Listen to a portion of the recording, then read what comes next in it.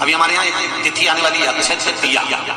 उसका मतलब क्या होता है? अक्षय, जिसका कभी क्षय ना हो। कई लोगों ने महत्व को बिगाड़ दिया के दिन सामान लेकर आना है, चांदी का बर्तन लेकर आना है, ये सामान लेकर आना है, वो सामान लेकर आना, लाओ, मना नहीं है। हिंदू धर्म में ये रीति रही है, कोई सामग्री खरीदी जाती है, पीतल की, तांबे की, कोई वस्तु हम खरीदते हैं। पर आज का समय का जो फैशन बढ़ता गया तो कहा साहब चांदी के बर्तन खरीदना जरूरी है, चांदी का सामान खरीदना जरूरी है, सोने का पात्र, सोने की वस्तु खरीदना जरूरी है, ये सामग्री खरीदना। तो यहाँ शास्त्र नहीं कह रहा कि महाराज इतने महंगे महंगे पदार्थ खरीदो और घर में कर्जा कर लो। शास्त्र तो यह कहता है कि पूजन करना है आपको। अगर आप एक सामग्री भी लेकर आ रहे हैं तो उसमें आपका भाव जुड़ा होना चाहिए, कर्जा नहीं जुड़ा होना चाहिए। अक्षय तृतीया, उसका मतलब क्या होता है? अक्षय, जिसका कभी क्षय ना हो। जब हम भगवान शंकर को चावल का दाना चढ़ाते हैं, जैसे बहुत ध्यान दीजिएगा महाराज, बहुत समझने वाली बात है, बहुत ध्यान दीजिए। चावल का दाना हमारे मस्तक पर तिलक करने के बाद पंडित जी क्यों लगाते हैं कि भगवान जैसा समय आज चल रहा है, आप पूजन कर रहे हो, पाठ कर रहे हो, दान कर रहे हो, पुण्य कर रहे हो, सत्कर्म कर रहे हो, भजन कर रहे हो, मेरा देव देव महादेव, मेरा नारायण, मेरा सत्यनारायण भगवान, मेरा राम जी, मेरा विष्णु जी, मेरा भागवत मैया, मेरी रामायण मैया। ब्राह्मण मस्तक पर तिलक लगाने के बाद चावल इसलिए लगाता है कि जैसा समय आज चल रहा है, भगवान तुमको ऐसा ही समय बनाकर रखे और तुम ऐसे ही चार चांद लगाते रहो, दान पुण्य संकीर्तन करते रहो, इसलिए मस्तक पर चावल का दाना लगाया है। तो यहाँ शिव महापुराण की कथा करी, चावल का दाना हम शिव जी को क्यों चढ़ाते हैं, भगवान को क्यों समर्पित करते हैं, भगवान की पूजन में अक्षत क्यों समर्पित करते हैं, चावल क्यों समर्पित करते हैं, उसका कारण क्या है? तो कहा आज मैंने जब चावल का दाना आपको समर्पित करा है, जिस भाव से, जिस विश्वास से, जिस श्रद्धा से, जिस मन से मैं आपको रिझा रही हूँ, हे भोलेनाथ मेरी ये मनोकामना पूर्ण कर इसको अक्षय कर देना, इसको अमर कर देना, बस इतनी कृपा आप लोगों से भी है। अमावस्या आ रही है, पूर्णिमा आ रही है, नवमी आ रही है, बैसाख की तीज आ रही है, अक्षय तृतीया। सत्तू का प्रयोग अवश्य करना, करोगे ना?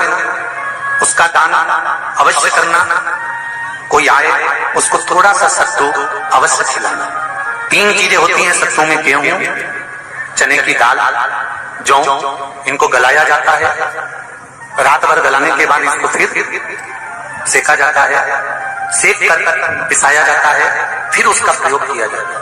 महाराज चाहे फिर उसको घोल करा शक्कर के साथ, गुड़ के साथ, नमक के साथ, जीरे के साथ, पुदीना के साथ, जिसके साथ तुम्हें खाना है वो तुम्हारे ऊपर, पर दान करना सत्तू का जरूर। एक चुटकी मात्र भी अगर सत्तू आपने दान किया है बैसाख महीने में, उसका फल जरूर मिलेगा, जरूर करना। हमने भी विचार करा है, जितने लोग ऑनलाइन दान कर रहे हैं, दान सहयोग राशि अकाउंट में डाल रहे हैं या सहयोग दे रहे हैं, तो अमावस्या, नवमी और पूर्णिमा को भी कुबेरेश्वर धाम में जितने भी भगत आते हैं उनको सत्तू का ही प्रसाद वितरण किया जाएगा। जो लोग दान दे रहे हैं उनके सहयोग से ही ये क्रम किया जाएगा। प्रयास शिव उपासना, शंकर का भजन। महाराज स्कंद पुराण में उठाकर पढ़ना कि आखिर मिट्टी के पात्र का जल बैसाख के महीने में शंकर को क्यों चढ़ाया जाता है।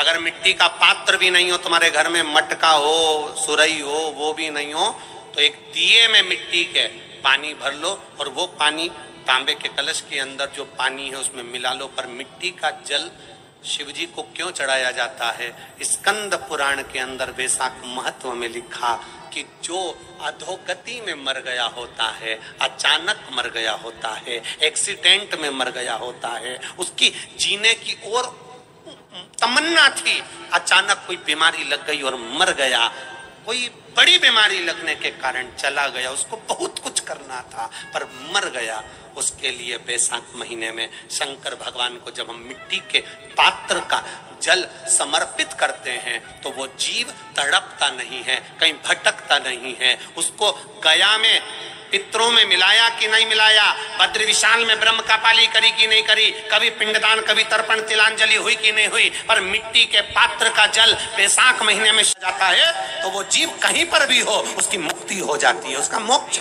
मिट्टी का कोई पात्र नहीं, कोई तारवन नहीं, तो आप दिए के अंदर भी जल भरकर उसको तांबे के लोटे में मिलाकर शिव जी को चढ़ा सकते हो। बैसाख महीने में वो जिस नारी के गर्भ में बच्चा 1-2 महीने का, 4 महीने का किसी का गिर गया हो, बच्चा चले गया 2 महीना, 4 महीना, 6 महीने का समाप्त हो, उसको चढ़ाना चाहिए बैसाख महीने में शिव पूजा। कई लोगों ने महत्व को बिगाड़ दिया के दिन सामान लेकर आना है, चांदी का बर्तन लेकर आना है, ये सामान लेकर आना है, वो सामान लेकर आना, लाओ, मना नहीं है।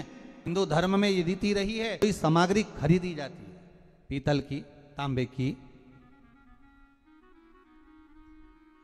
कोई वस्तु हम खरीदते हैं। पर आज का समय का जो फैशन बढ़ता गया तो कहा साहब चांदी के बर्तन खरीदना जरूरी है, चांदी का सामान खरीदना जरूरी है, सोने का पात्र, सोने की वस्तु खरीदना जरूरी है, ये सामग्री खरीदना। तो यहाँ शास्त्र नहीं कह रहा कि महाराज इतने महंगे महंगे पदार्थ खरीदो और घर में कर्जा कर लो। शास्त्र तो यह कहता है कि पूजन करना है आपको। अगर आप एक सामग्री भी लेकर आ रहे हैं तो उसमें आपका भाव जुड़ा होना चाहिए, कर्जा नहीं जुड़ा होना चाहिए।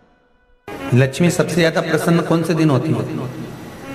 जम के बोलिए जरा। शुक्रवार। तो शुक्रवार को लक्ष्मी सबसे ज्यादा प्रसन्न क्यों होती है? उसका प्रसन्न होने का कारण क्या था? लक्ष्मी जी के 2 भाई थे, दोनों की शादी नहीं हो रही थी, दाता और विधाता, दोनों का विवाह नहीं हो रहा। और दाता विधाता के लिए लक्ष्मी बड़ी परेशान थी, रोज नारायण से कहती थी प्रभु कुछ कृपा करिए, दाता विधाता का विवाह नहीं हो रहा, उम्र होती चली जा रही, इनका कुछ करिए प्रभु, आप नारायण आप कुछ तो कर सकते हो। भगवान नारायण ने तब लक्ष्मी से कहा एक काम करो, बेलपत्री के पेड़ के नीचे बैठकर लक्ष्मी तुम अनुष्ठान करो तुम्हारे भाइयों के विवाह के लिए। इसलिए आज भी हमारे हिंदू धर्म की रीति है कि बेलपत्री के पेड़ के नीचे शाम के समय लक्ष्मी का वासा होता है। इसलिए लोग इस बेलपत्री के पेड़ के नीचे तुम्हारा रात्रि को शाम को 6 बजे से लेकर रात्रि को 8 बजे तक तुम्हारा निवास होगा। जैसे पीपल के पेड़ में देवताओं का निवास, आपको आप लोगों ने यदि पद्म पुराण पढ़ी होगी या सुनी होगी तो उसमें स्पष्ट कहा है। पीपल के वृक्ष की गणना, ध्यान देना, पीपल के वृक्ष में सुबह 4 बजे से लेकर 7 बजे तक ब्रह्मा जी का वासा होता है। पीपल के वृक्ष में सुबह 7 बजे तक ब्रह्मा जी का वासा, 7 बजे से लेकर 10:30 बजे तक पीपल के वृक्ष में भगवान विष्णु का वासा होता है। कितनी बजे तक? 10:30। 10:30 से लेकर 11:30 12 बजे तक पीपल के वृक्ष में पितरों का वासा होता है। इसलिए हमारे यहाँ पितरों को श्राद्ध पक्ष में जो भोजन कराया जाता है वो 10:30 से 12 के बीच में कराया जाता है। 12 बजे के बाद पीपल के वृक्ष में दोपहर के 1:30 बजे तक आहूतों का वासा रहता है। आहूत कौन? जो गर्भ में शांत हो गए, जो कुंवारी अवस्था में शांत हो गए, जो जन्म लेने के बाद उनका विवाह नहीं हुआ और शांत हो गए, उन आहूतों का वासा उस पीपल के वृक्ष में दोपहर में 1:30 बजे तक रहता है। उसके बाद में प्रेतों का वासा चालू होता है। इसलिए दोपहर के समय पीपल के पेड़ की परिक्रमा नहीं होती। फिर शाम को 4 बजे से 7 बजे तक पीपल के वृक्ष में शंकर जी का वासा होता है। इसलिए शाम के समय पीपल की परिक्रमा नहीं होती। 7 बजे के बाद में पीपल के वृक्ष में रात्रि को 9 बजे तक कुबेर का वासा होता है। फिर 9 बजे के बाद में प्रेतवास चालू होता है पीपल के वृक्ष में। उसी तरह बेलपत्री का जो वृक्ष है, उस बेलपत्री के वृक्ष के नीचे रात्रि को 8 बजे से लेकर 12 बजे तक बेलपत्री के पेड़ के नीचे कुबेर का निवास होता है। महाराज, कुबेर का निवास। प्रयास करा करो इसी बेलपत्री के पेड़ के नीचे हम दीप लगाएं, घी का दीप। यदि संपदा की कमी हो तो, अगर भगवान ने खूब संपदा दी है तो भले मत लगाओ, कोई दिक्कत।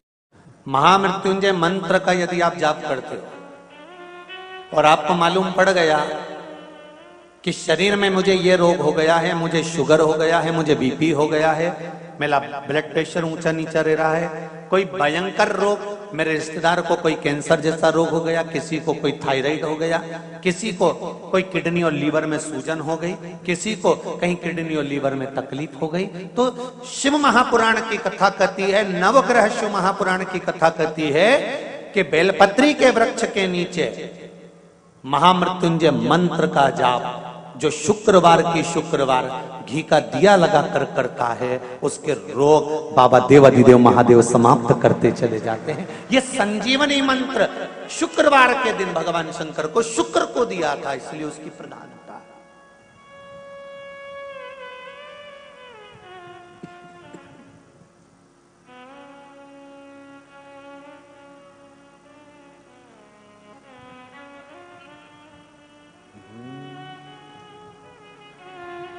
ये वो संजीवनी मंत्र। शुक्रवार के दिन बेलपत्री के वृक्ष के नीचे बैठकर घृत का दिया लगाकर शरीर में जो रोग है उसका स्मरण कर कर शंकर जी से विनय कर कर, हे भोलेनाथ, आपने शुक्र देवता को संजीवनी मंत्र दिया है, तो क्या आप मेरे को वो मंत्र प्रदान नहीं करोगे? मेरे रोग, मेरी बीमारी, मेरे दुख को आप नहीं हरोगे? शिव से कहो, ये शरीर आपने दिया है और भजन करने के लिए दिया है, स्मरण करने के लिए दिया है, कीर्तन करने के लिए दिया है, तो संभालोगे भी आप। और बेलपत्री की ओर मुख कर कर घी का दिया लगाकर महामृत्युंजय मंत्र का स्मरण कर लेने पर धीरे धीरे धीरे धीरे धीरे धीरे वो रोग समाप्ति की ओर आता चले जाता।